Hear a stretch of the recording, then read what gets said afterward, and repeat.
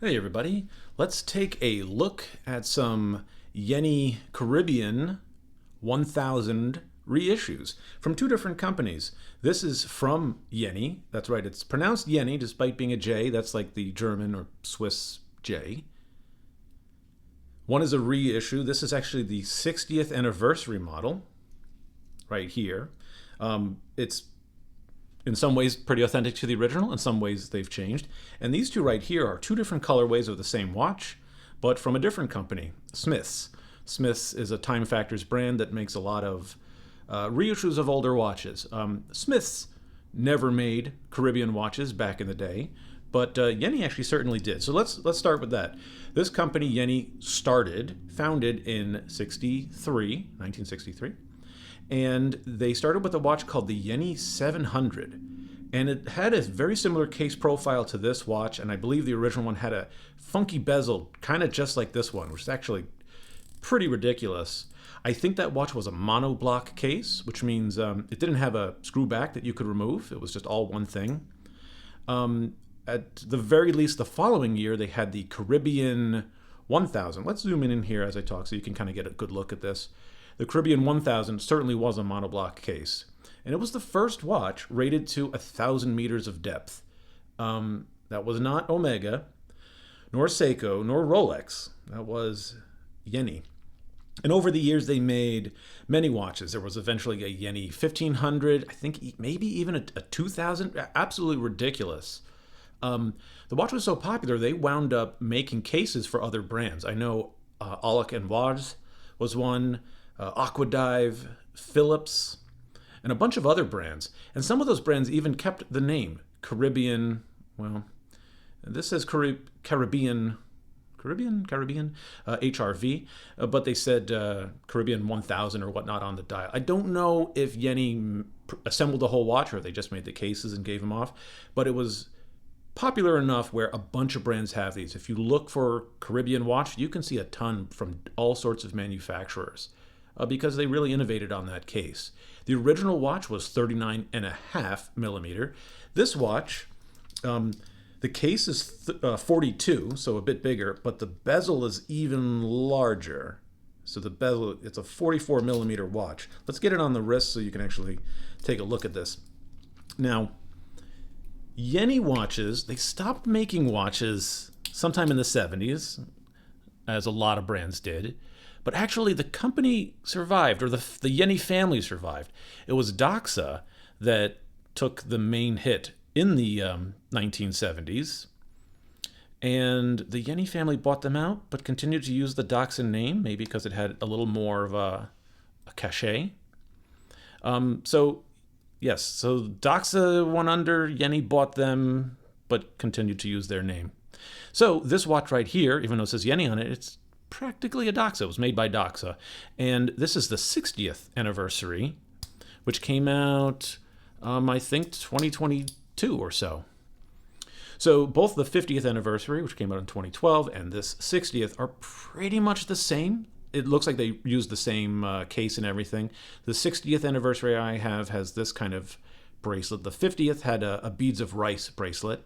The 60th anniversary has these extra indices, these like minute markers here. And also the 60th anniversary I have has kind of this very basic case. The one 10 years ago had a really cool like embossed fish logo and everything, a better clasp. So yeah, I think I have the lesser of the two reissues. That's a big watch, as you saw, 44 millimeter. I really do wish the reissue was the same size as the original, 40 millimeter. But beggars can't be choosers. Interestingly, this reissue is not 1,000 meters, nor is it 700 meters. It's just a lowly 300 meter, which is way more than any normal human being would want. And this model has a helium escape valve. I don't believe the originals did. Both the 50th and 60th anniversary editions had like 5 colorways, but different colorways. And to me, if you're getting a Caribbean watch, you have to get this yellow. Let's touch on this bezel. That's ridiculous. I do not know how to use this, but I have a sense of what's going on. In case you're not aware, a dive watch bezel, focus. The dive watch bezel has nothing to do with air supply. Your air gauge would tell you that. It has everything to do with how long you've been under and how quickly you can then ascend. And normally you would time yourself on a bezel, and then you would look up on some chart to say, hey, can I just surface, or do I need to make these decompression stops? How long do I have to spend on them? But this has that decompression information built into the bezel. I'm fairly certain of that. I don't know how to read it. I would be very surprised if there was even a single person that bought this reissue that actually used it for that purpose. It's more of a nod to history at this point. But yeah, that decompression information there is on the bezel. Plus, it just looks really funky. That just looks crazy. And the yellow and black like that, yeah, it's really fun. These hands you see, I want to kind of show off the reflectivity of those hands. They're nice, like painted, polished black. Really, really cool. Let's zoom out and talk about these watches. Get them up close. These Smith's watches, Smith's never made Caribbean watches back in the day, but their reissue is kind of a more authentic, I think a better approach than what Yenny's own reissue did. They also came out in 5 different colorways, but these watches have the beads of rice bracelet, and they have a case size that's more appropriate, more authentic to the original. It's 40 millimeter, and if you look, the case extends, so these are all polished, so that's playing with my camera. You see the bezel extends over, so this is a more appropriate gauge of the original. Let's get the other dimensions on here. I'm getting 40, 45 lug to lug, and the thickness, yeah, the thickness is a full 15. It doesn't feel like a 15 millimeter thick watch, but even if it did, this actually is rated to 1,000 meters. So I think that's more than appropriate. Let's take a look at that on me. This orange version, I think, is just killer. When it's in direct sunlight, it looks totally different than when it's indoors. It's like a copper or brassy dial. Really, really cool. And I think that is sized perfectly on my 7.5-inch wrist. I like the way this feels. I like the way this looks. Probably better than the Yenny. If you notice, the bezel is totally different. And I don't know if I saw an actual original Yenny with it, but the Auloch and Waj watch, I don't know how to pronounce that, that had a bezel like this. This is it looks like a GMT watch, but it is unidirectional. This is more of an hour counter, an hour count-up watch, as opposed to the standard minute count-up. I suppose you could use this as a GMT bezel. I don't know about the original. The original watch, though, with this kind of bezel, I didn't see any in these kind of funky colors. I think I saw a yellow dial with a black bezel. There's an all black and an all blue. So this orange one, you see the numbers, because they got to be loomed. Yeah, so they're not as much contrast, and I'll show you on the dark blue that I have as well. But one thing I really like about these watches, these little triangles here, they're polished, just like with the hands. It's like a black chrome, I think they call it, and it really looks good. You see those marks there. That's not just printing. That's little pieces of metal. I can't feel it. It's like underneath resin or crystal. That's a sapphire crystal, though. So that pops out really nicely. Yeah, Smith's, they make some great watches. Really, really awesome. I think nothing too impressive on the case back there, just basic. And this this clasp, I've seen the same clasp on a bunch of micro brands. Lots of micro adjust.